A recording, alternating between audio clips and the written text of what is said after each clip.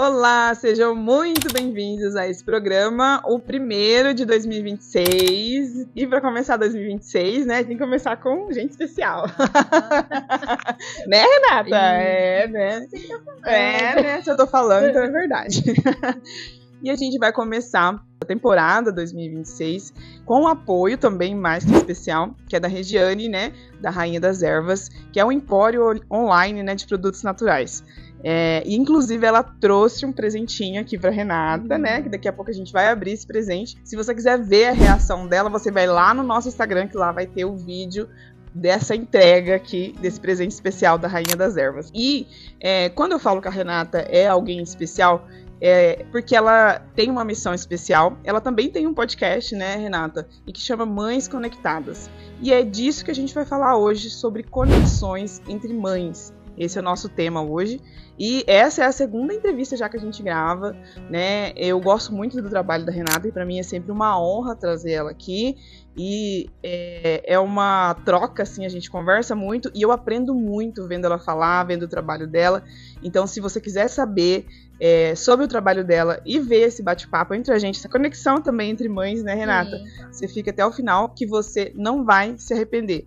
Porque, Renata, só 3... Pode. Claro.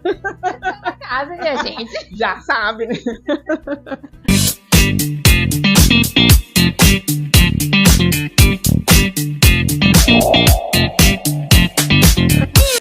Então vamos lá, Renata, para a primeira pergunta. A gente, como eu falei, né, a gente já gravou uma entrevista, né? E você contou a sua história como mãe atípica e a história do Matheus, né? Mas hoje a gente veio aqui para falar também sobre isso, né? Que foi isso, acho que te trouxe, né, para você criar esse podcast Mães Conectadas, né? Como que está sendo você se conectar com outras mães que têm problemas, às vezes até similares que o seu, ou tem uma rotina parecida? Como que está sendo essa troca com essas mães nesse programa de entrevista, no podcast? Como que está sendo isso para você? Conta um pouquinho para a gente. A nossa primeira entrevista lá em 2023, eu acredito que foi, eu estava na luta pelo diagnóstico do Matheus, né? E esse diagnóstico demorou bastante, Rudinei. Eu vim ter ele há 90 dias atrás. Então, são exames genéticos, e aí veio o resultado que o Matheus é um sindrômico ultra raro, né? E mais o autismo. Então, assim, por que demorou tanto, né? Porque não tinha informações no Banco Mundial de Exames Genéticos. Então a gente descobriu que o Matheus, ele é talvez o único do Brasil, a síndrome dele. O podcast entra na minha vida, coincidentemente, logo após a descoberta desse diagnóstico. Eu tinha uma empresa de decoração infantil, eu vendi tudo e comecei a trabalhar com o podcast. E eu falo que é uma missão divina mesmo. O podcast hoje, ele traz essa conexão muito grande com outras mães, porque a cada entrevista, a cada conversa, a gente aprende muito, e é uma troca muito real, é uma troca muito humana, é uma troca sem julgamento, e eu falo que o conversar cura, né, Rodinei? Exatamente. Eu falo que às vezes a gente até esquece que a gente tá com a câmera ligada, né? Pois é, se tratando de mim, né? Isso acontece muito. A gente esquece de gravar, né? A gente se emociona, a gente chora junto, às vezes a gente fica, nossa, ela passou por isso e tal, né? Bem isso. E por que eu falo que o conversar, o expor cura? Porque a grande maioria dos meus podcasts com mães atípicas são ao vivo. E o ao vivo não tem corte. Então as mães se emocionam e você percebe que quando elas falam sobre o diagnóstico, sobre uma vivência, uma experiência, elas choram. Por quê? Porque você revive tudo aquilo, né? E cada história é única. E quem que vai ir contra a sua história, né? Se você vivenciou aquilo. Então, assim, o que traz para mim hoje o meu canal do YouTube, o podcast, é uma experiência, um aprendizado diário. Eu tenho a minha história também, mas neste podcast o principal é a história das minhas convidadas, né? Então isso humaniza, isso traz muita cura, isso me fortalece cada vez mais. Eu acredito que quem assiste também acaba se fortalecendo, porque é comum, Rodinei, eu receber, por exemplo, no Instagram, depois no direct, mães falando, Renata, aquele seu podcast, olha, eu tomei tal decisão, eu vi que não acontece só comigo, é uma fase que eu tô passando, mas eu tenho certeza que vai passar. Então, assim, é algo muito humano, muito transparente, muito forte, sabe? É algo muito, assim, que toca mesmo. E eu vejo, assim, que às vezes, assim, muitas pessoas às vezes passam por grandes desafios na vida e vence, mas não tem ninguém para testemunhar, né? Sim. E a gente está aqui para isso, para pegar, às vezes a pessoa não tem que fazer uma grande invenção. Às vezes só a vida dela já é uma lição, né? Sim. E aí a gente, como comunicadoras, né, que está fazendo essa conexão de histórias, para o mundo, né? A gente está trazendo isso à tona. E sem aquela carga do esforço, eu tenho que me esforçar para ser alguma coisa, sempre falo isso. Às vezes não, às vezes só a sua história já é muita coisa, né? Porque a gente vem numa sociedade que às vezes prega isso, principalmente para as mães, de insuficiência, que a gente sempre está buscando mais e mais e mais. E eu vou numa linha contrária, que eu falo que as mulheres já fazem muito, né? Elas precisam parar e perceber o tanto que elas fazem, o tanto que elas já superaram. Eu já falo isso com você, às vezes quando a gente conversa, eu falo, nossa, Renata, a sua história é muito, assim, é muita luta, é muita coisa bonita que você passou, né? Às vezes a gente está ali para testemunhar mesmo e para perceber isso, mostrar para a pessoa, olha, a sua história é valiosa, ela vale a pena, ela pode mudar vidas. Acho que esse é nosso papel também. Sim, sim. Mudar vidas e mostrar para o próximo, quem está escutando, por exemplo, a minha história, a sua, e saber que é possível. Que você não se limitar, por exemplo, no meu caso, maternidade atípica, a um laudo, a um diagnóstico. Porque quando você se limita a essa bolha, você deixa de olhar para o seu filho como uma pessoa que é capaz, mesmo dentro das limitações de uma criança atípica. Hoje eu falo, Matheus, se você olhar o prognóstico dele lá na nossa primeira entrevista, o Matheus não dá, o Matheus não. Só dele estar vivo hoje conosco é uma grande luta, é uma grande vitória. Eu falo que o Matheus recebeu muitos milagres, né? E eu ainda vou testemunhar a história dele, porque é muito longa. Eu tô convencendo ela a virar escritora. Me ajuda, gente, aqui comenta aqui, ó, quero o livro, me ajuda. E a gente tá gravando aqui na livraria, né, na Companhia dos Livros. Sim, e eu tô levando a sério, tá? É uma coisa que até comentei com a Rodineia, que eu fiz um livro dele em fotos, né, Rodineia? De todas as situações que nós passamos, até os 3 anos nós íamos para fora do estado fazer tratamento dele, então a cada 2 meses a gente ficava uma semana fora, e isso não é fácil, e eu sempre fotografava alguma coisa, né? Então eu peguei de 2 a 3 fotos e montei a vida cronológica do Matheus em fotos. E agora a Rodineia me convenceu a escrever, né, Rodineia? E eu acho que é um projeto muito lindo que vai acontecer. Eu quero sim escrever esse livro. Nossa, você vai ver como que vai mudar a sua percepção até com a sua história. Porque quando você escreve, você vai ser observadora, você não vai estar naquele turbilhão emocional. E aí você vai se perceber. Eu tô até arrepiada aqui, porque eu tô sentindo isso, porque acontece muito isso na escrita, né? Quem é escritor sabe disso, e você é uma escritora, e você tá só precisando trazer ela pra vida, né? Mas, assim, a gente narrar a própria história, a gente fala, caramba, a gente começa a valorizar mais a gente mesmo. É um trabalho até de autoestima. Pra você. É porque você falar em escrever, né? Eu estava comentando agora que o falar cura, né? E o escrever, eu acredito que também, porque... É uma dimensão da palavra, né? Sim, porque, por exemplo, eu vou relatar a cirurgia cardíaca do Matheus. Hoje eu vou relatar olhando de fora, né? É isso que eu falei, você vai perceber que aí você vai lembrar, na verdade, daquela época, e você vai falar, nossa, como era, e você vai, na verdade, você vai ali, tipo, fazer até um processo de autocura, de você se acolher enquanto você estava chorando, enquanto você estava sentindo dor. Exatamente isso. Então, eu acredito que eu irei escrever olhando de um ângulo agora totalmente diferente e percebendo, né? Falar, nossa, eu passei por tudo isso. Porque hoje eu já penso assim, né? Hoje o Matheus vai fazer 6 anos, inclusive essa semana, e você olha pra trás e você fala, poxa, eu passei por tudo Que dia isso. que é o aniversário dele mesmo? Quinta-feira. Ah, tá. Dia Do Pedro é sábado. Ó. dia 15 de janeiro de 2020 foi quando o Matheus nasceu. E agora ele vai fazer 6 aninhos. Olha que legal. Ô, Rê, vou para a segunda pergunta, que ela é uma pergunta muito importante, que fala que a nossa missão, gente, ela não acaba a hora que a câmera desliga, né? Que as pessoas, elas têm uma ideia, essa questão, quando a gente trabalha com programa de entrevista, com escrita, com música, que é o meu caso, as pessoas acham que a arte é só ali, não, mas não é, né? A nossa missão, né, ela é o tempo inteiro.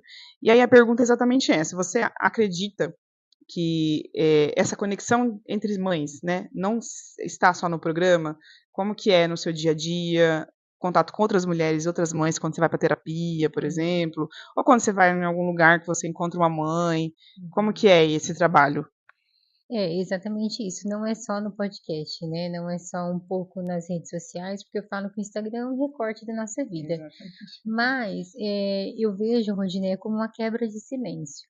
Por que uma quebra de silêncio? Porque muitas mães, não só atípicas, mas muitas mulheres que são recém-mães, se tornaram mães, têm um silêncio muito grande dentro de si. Tem muitas dúvidas, tem muitas perguntas. E isso na maternidade atípica é muito mais intenso. Porque veja bem, você tem um filho idealizado e de repente vem um filho real. Porque é uma pergunta polêmica, mas quem que já se imaginou uma mãe atípica? Quem que desejou ser uma mãe atípica? Não vamos ser hipócritas. Ninguém, isso aí é verdade, isso aí a gente às vezes tem que encarar algumas É, verdades, ninguém se imagina, ninguém se prepara para isso. não, e as pessoas, eu escuto muito isso e eu sempre falo, eu sempre respondo de uma forma educada, mas Eu adoro suas respostas, Renata. A Renata é muito ó. porque as pessoas falam assim, ai, você foi escolhida, isso aconteceu porque você tem força, você consegue. Eu falo, não, gente, eu não fui escolhida.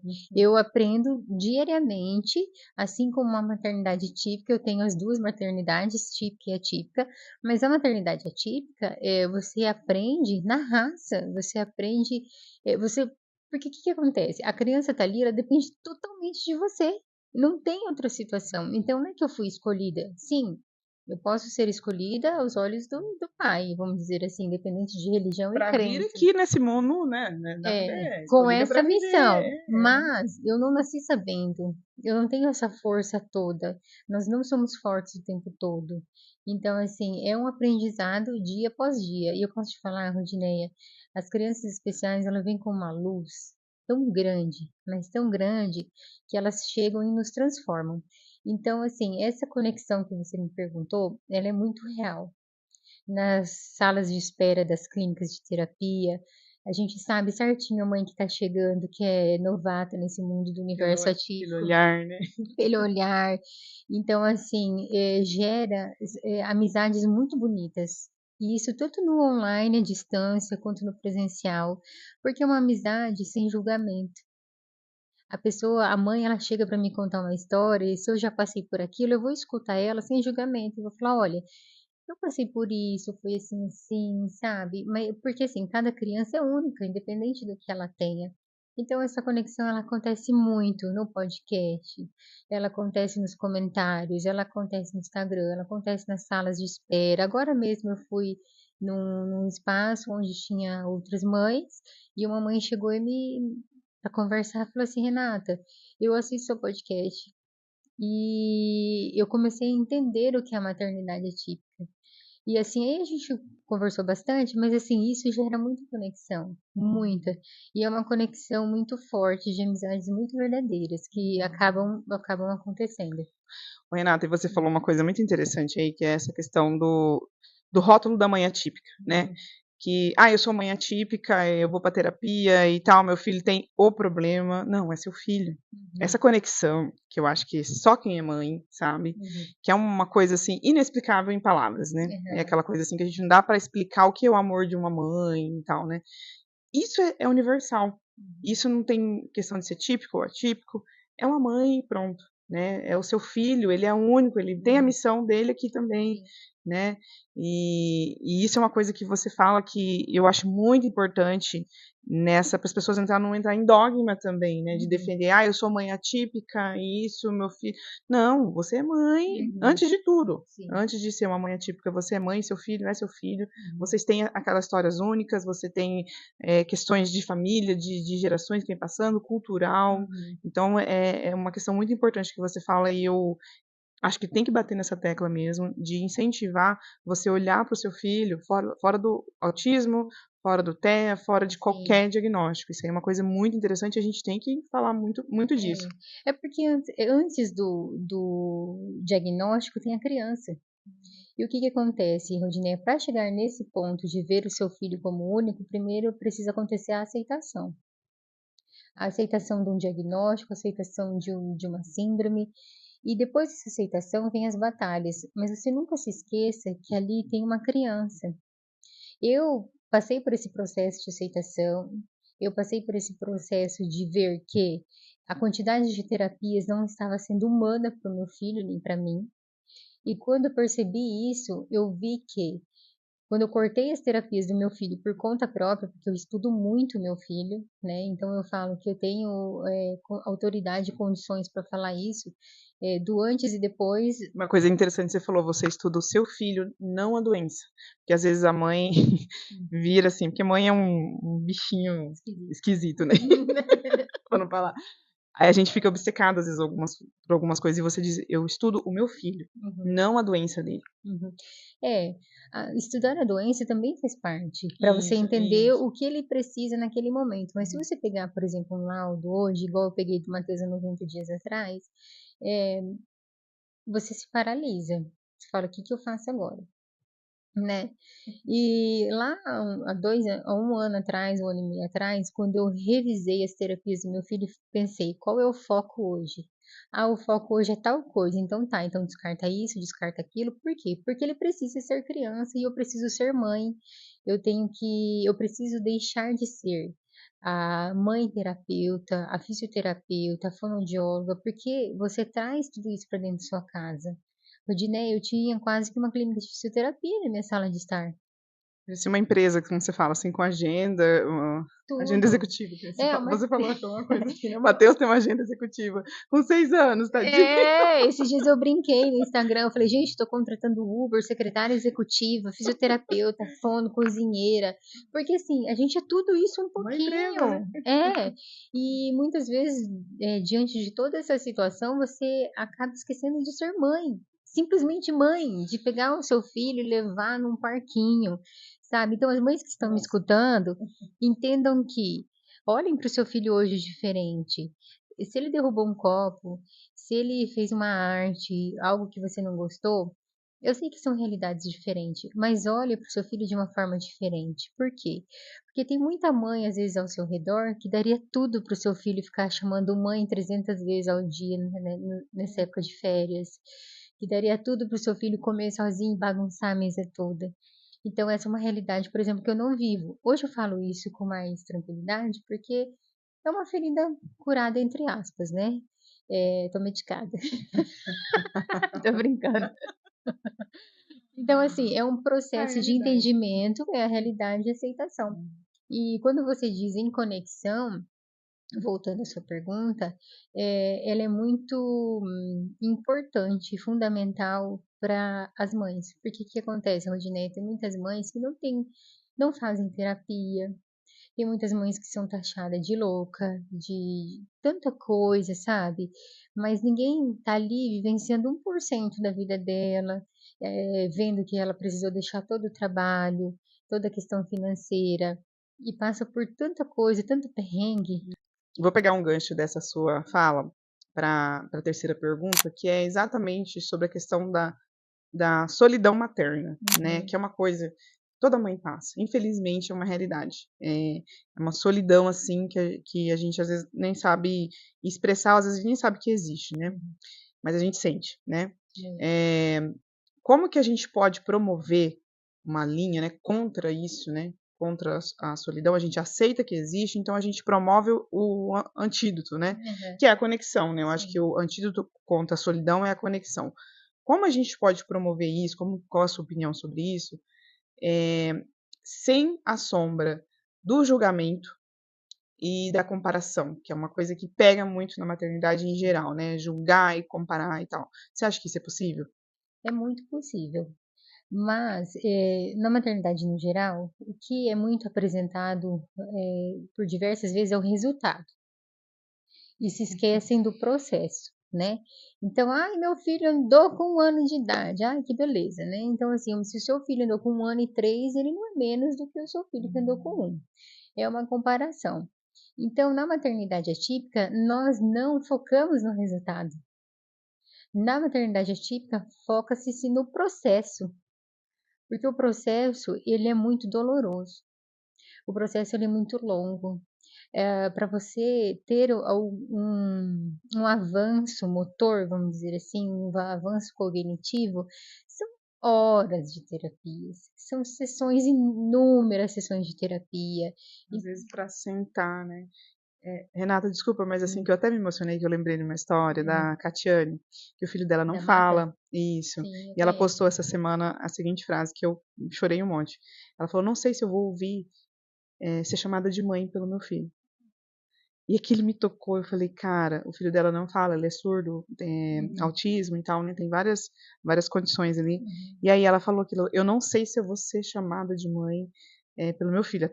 Até agora eu falando, já sinto no meu corpo a sensação de que é uma coisa que nós, mães não atípicas, às vezes reclamamos, que é uhum. exatamente de ser chamada de mãe várias vezes por dia, Isso. né?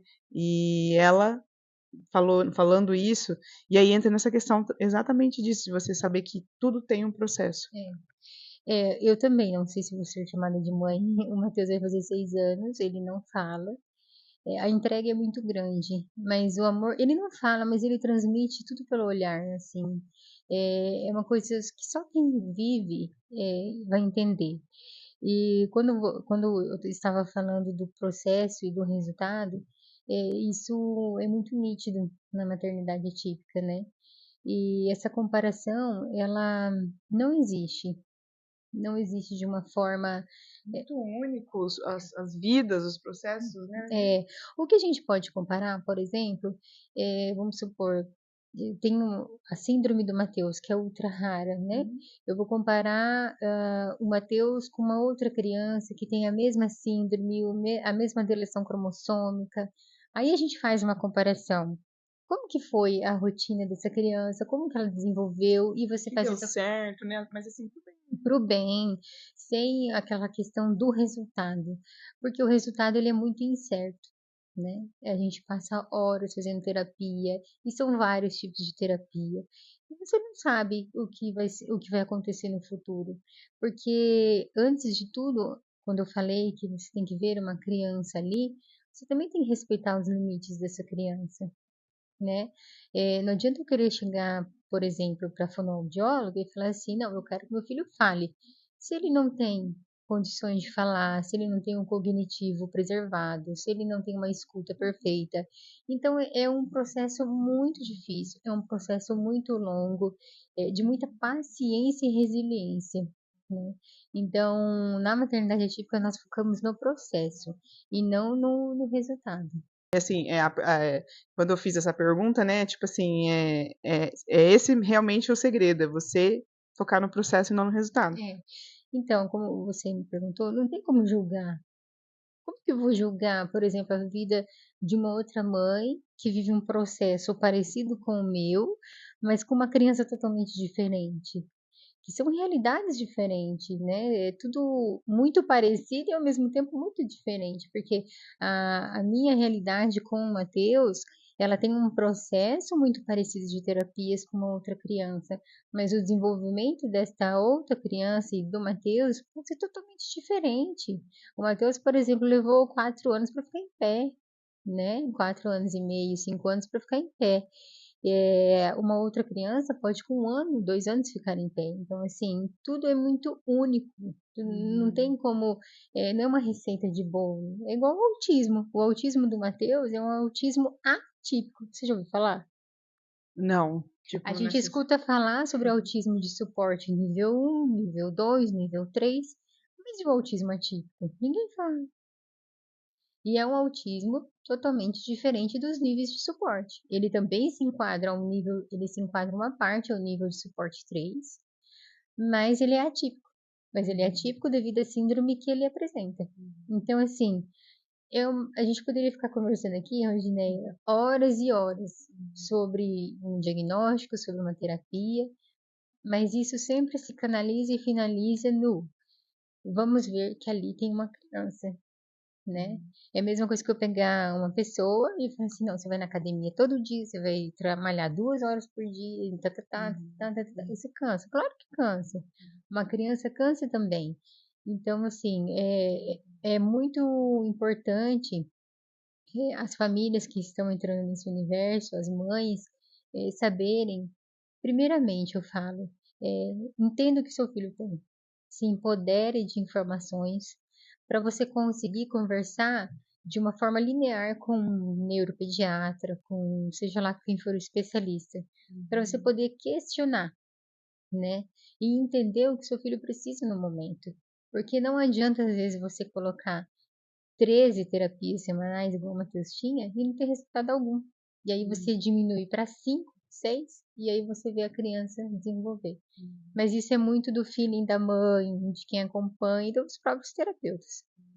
Isso é uma construção, né? E é aquela questão de, às vezes, não é quantidade, mas a qualidade. E a palavra que eu gosto muito, que é a questão da presença. Sim. Né? De estar presente, né? E isso é o que vale a pena mesmo, né?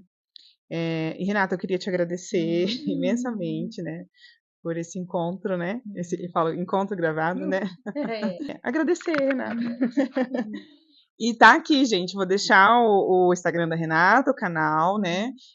Eu falo que é mães, né? Se você tiver interesse de assistir esse podcast, e não só o podcast, mas o Instagram dela, fica aí o convite e meu agradecimento, né? Por esse momento. E é isso. E é isso, gente. Um beijo. E tchau, até a próxima, né? Missão cumprida e com sucesso. Não, mais com sucesso.